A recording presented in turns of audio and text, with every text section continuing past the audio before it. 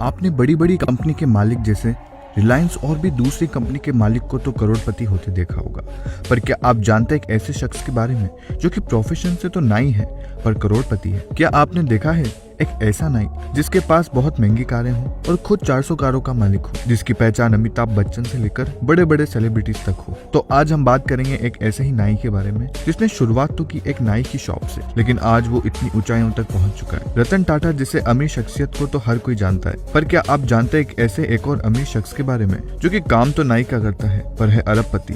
हम यहाँ बात कर रहे हैं रमेश बाबू की, जो कि खुद तो एक नाई है पर उनके पास 400 कारों का काफिला है। और अगर उनकी कारों की बात करें तो इनमें 9 मर्सिडीज, 6 BMW, 1 जैगुआर और 3 ऑडी कारें हैं। इन कारों की कीमत करीब 10 करोड़ रुपए है। रमेश के पास सुजुकी इंट्रूडर की हाई एंड बाइक भी है जिसकी कीमत 16 लाख रुपए है। और तो और रमेश बाबू के पास खुद की एक रोल्स रॉयल्स कार भी है। रमेश बाबू जिस रोल्स रॉयल्स को चलाते हैं उसकी कीमत 3.1 करोड़ रुपए है। और दोस्तों आपको यह भी बता दें कि पूरे बेंगलोर में रमेश बाबू के अलावा कुछ ही लोग हैं जिनके पास रोल्स रॉयल्स जैसी बड़ी कार है जिसका एक दिन का किराया 50,000 रुपए तक है। और तो और रमेश बाबू के पास 90 से ज्यादा ड्राइवर हैं। अब आप भी यह सोच रहे होंगे ना कि एक नाई के पास इतनी सारी महंगी कार कैसे आ गई, तो हम बताते हैं। दरअसल रमेश बाबू का जन्म बेंगलुरु में हुआ और उनके पिता बेंगलोर के चिन्नस्वामी स्टेडियम के पास अपनी नाई की दुकान चलाते थे। बचपन में ही उनके पिता गुजर गए, इसलिए उनकी माँ ने घर चलाने के लिए दूसरों के घर में खाना पकाना चालू किया। लेकिन वे 3 भाई बहन थे और मजबूरी इतनी थी कि सबको एक दिन का खाना ही मिल पाता था। रमेश ने भी छोटे मोटे काम करना शुरू किया और वो खुद 14 साल की उम्र से काम करने लग गए। रमेश बाबू घर घर जाकर अखबार और दूध बेचा करते थे और उनके पिता की दुकान जो थी वो रमेश बाबू की माँ ने किराए पर दे दी थी। वहाँ से भी कुछ 5,000 रुपए का किराया आता था। रमेश बाबू ने तमाम कठिनाइयों के बावजूद पढ़ाई की और 12वीं क्लास में असफल होने के बाद उन्होंने इंडस्ट्रियल ट्रेनिंग इंस्टीट्यूट से इलेक्ट्रॉनिक्स में डिप्लोमा किया। लेकिन पढ़ाई करने के बाद वे अपने पिता की दुकान पर लौट आए, जहाँ उन्होंने फिर से इस दुकान को शुरू किया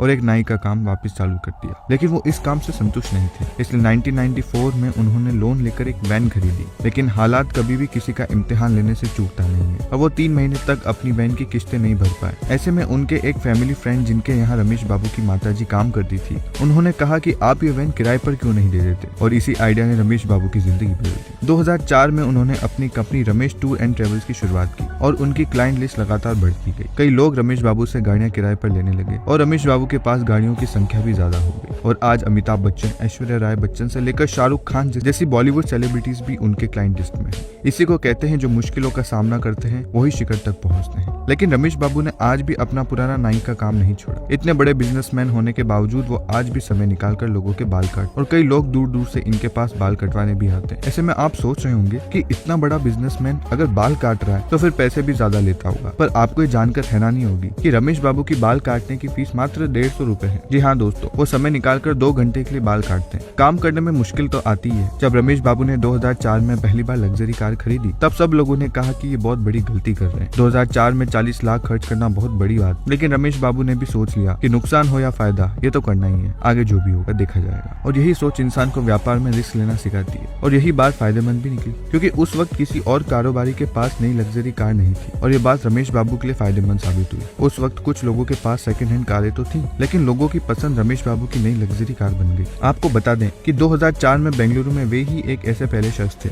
जो लग्जरी कार किराए पर देते थे। इतने अमीर पिता के बच्चों के शौक भी तो बहुत ज्यादा होंगे, पर ऐसा नहीं है। रमेश बाबू खुद की तरह अपने बच्चों को भी जमीन से जुड़ा रखना चाहते हैं और उनको सिखाते भी हैं। यहाँ तक कि वो अपनी दोनों बेटियों और एक बेटे को बतौर टीचर कटिंग के टिप्स देते हैं। रमेश बाबू का कहना है कि ये एक तरह की जॉब है जिसमें प्रोफेशनल होना जरूरी है। वो उन्हें अपने साथ सैलून भी ले जाते हैं, लेकिन अभी छोटी उम्र के कारण उन्हें वहाँ काम नहीं करने देते। कुछ भी कहो, लेकिन ऐसे शख्स बहुत कम होते हैं जो कि अमीर होने के बाद भी अपने पुराने प्रोफेशन को नहीं छोड़ते और उसे बढ़ावा देते हैं। तो दोस्तों ये आज की वीडियो अगर आपको अच्छी लगी तो उसको